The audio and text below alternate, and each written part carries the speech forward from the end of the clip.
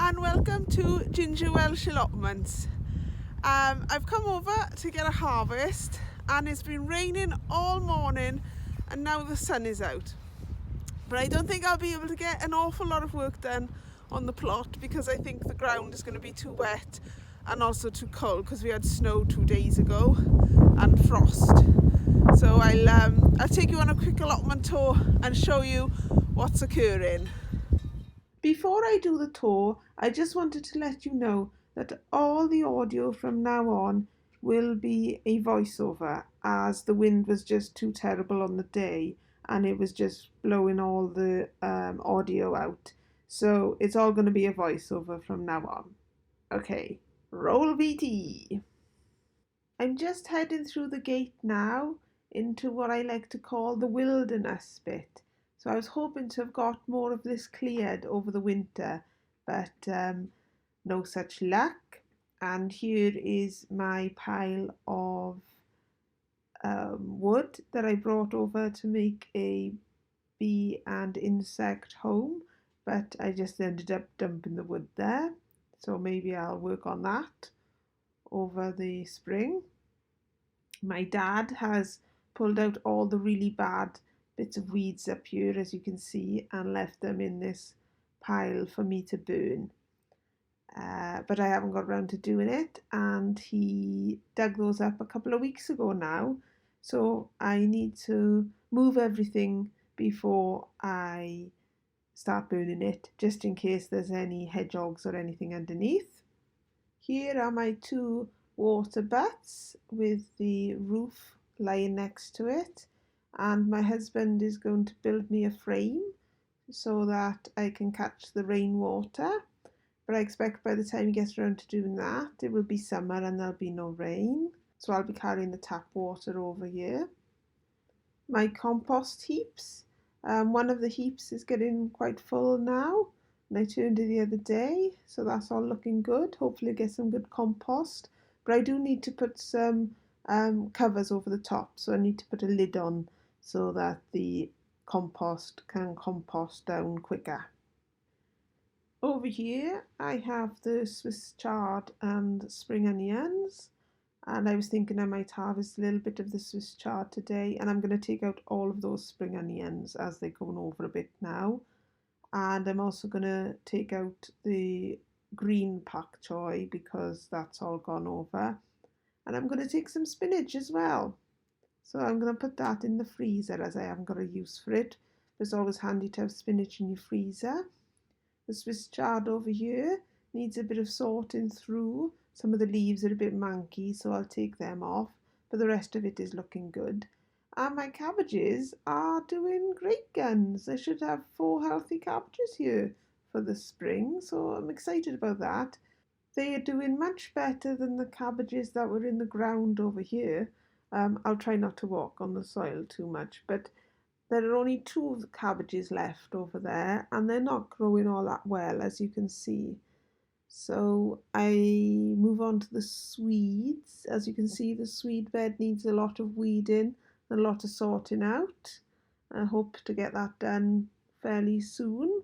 I might just end up pulling all the Swedes out and taking them home to cook. My winter cabbages, I've not really put on much growth. They're not doing too badly, but they all need a weed, and I need to take those lettuces out.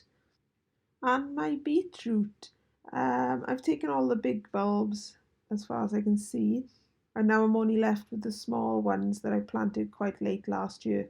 And I think I will dig them up and plant them where my spring onions are in this raised bed, so that I can start turning this area over and getting it prepared for the coming spring. So I'm going to take out those leeks at some point as well, and then, as I said, I can get on with preparing this ground for the coming spring. My purple sprouting broccoli is still going quite strong, although I do need to get in and take off the brown leaves. As we come around to the kale, that's still all going strong, and I need to do a little bit of weeding around there and get rid of the old lettuces. And my Brussels sprouts, I'm going to harvest all of those sprouts on the bean sprouts and take the tops off as well, the Brussels tops, because they're really nice. So also, I've been told they're like small cabbages in themselves. Again, this area is all going to be worked over, ready for the spring, as is this broccoli bed, which, well, the broccoli's no good in here now, it's all flowered, and I shall have to dig that up and start preparing over this ground as well. So this patch is going to be very strange shape this coming spring, as I still got the purple sprout and broccoli growing in the middle of it. So I'll just have to work around the purple sprout and broccoli for the time being. Now we get into the undercover stuff. So as you can see, the broad beans are doing well. I shall need to get in there with the hoe at some point. Probably not today though. Just to get rid of those weeds that have grown around. But now I can see where the broad beans are, so that shouldn't be a huge problem. Similarly, the garlic is doing really well, and I'm just going to cover that back over and leave that alone. Now we're at the onion bed, and I'm not going to uncover the onion bed because it's such a faff to get the covering back over, but hopefully we can see through the fabric, and it all looks like it needs a good old weed in there. So that will be one of my other jobs to do, a lot of weeding. And as we move on to the collies, well, again, I'm not going to take the fleece off these either, but they look pretty good from here, looking through the fleece. I'm quite pleased with that. It's quite heartening to see, no pun intended, but I haven't had much luck with my collies up to date, so I'm hoping this batch will actually hearten up. Let's have a little look at the other collies that I transplanted when I put in the bed, and oh, they're not doing very well, are they? I don't think much is going to come of them, so we better just hide them back. We'll cover them back over and forget about them.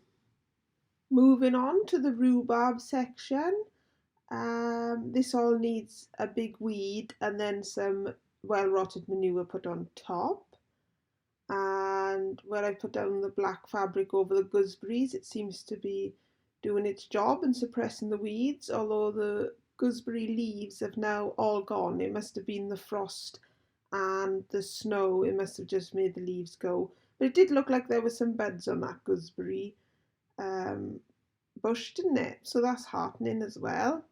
As we make our way over to the strawberry bed, as you can see, this needs a massive weed, and I was going to dig the strawberries up to put down the black fabric like I have over the other bit, but now I'm thinking if I'm going to pull up the strawberries, I might just put a long bed in here instead and still cover the strawberries over with the black fabric, but I'll have a bed here instead. Similarly with this section down here, I really need to, where this plum tree is, and apologies for filming into the sun, I really needed to dig a good square around the trunk of that tree so that it's not competing with the other weeds, and put some compost and manure down there. And over here is where I need to dig up to put the raspberries in that are currently growing in pots in my greenhouse. So when on earth I'm going to get the chance to do all that work, I do not know, because if it's not raining and snowing, I haven't got the time to come over here. And then when I am over here, the ground is too hard or too waterlogged to do anything with. So I've just sort of come to this realisation that I'm just going to have to chip away at it, and it's probably all down there, won't be turned this for the coming spring. I can't see how I'm going to get that done. So in terms of crop rotation, I think everything is going to be put where it's going to be put, and some things will be manured and some things will just have to go into soil that hasn't been manured. And in my mind, I did have it sort of like that I would have the brassicas in one patch, and then the legumes and peas in another patch, and salads, and finally root veg in another patch. But I don't think that's going to happen. I think it's going to be a case of when I dig something up, something else is just going to go in its place, and that's how it's going to be. So I'm going to get cracking on doing my harvesting, and I'll show you what I've got when I've done it. I've harvested all the Brussels sprouts off the plant now, and I would have taken the tops off and taken the whole plant out of the ground today, but I've left my knife at home. I took it home to sharpen and I can't find it at the moment, so I must have left it there. So I'll have to do that another day. But I have got a good amount of Brussels sprouts, so I'm very happy with that. And over here I harvested some kale as well, and as you can see, here are the sprouts and the kale in the basket, ready for me to harvest some more leeks. And there's the dead leaves from the Brussels sprouts. I've just finished the harvest, and we have some very small Swedes, 3 or 4 very small Swedes, some sprouts, and a couple of leeks, a fair few leeks, and the spring onions I mentioned, the good ones, some kale, the last of the big beetroot, and the spinach. So that's my harvest complete for today.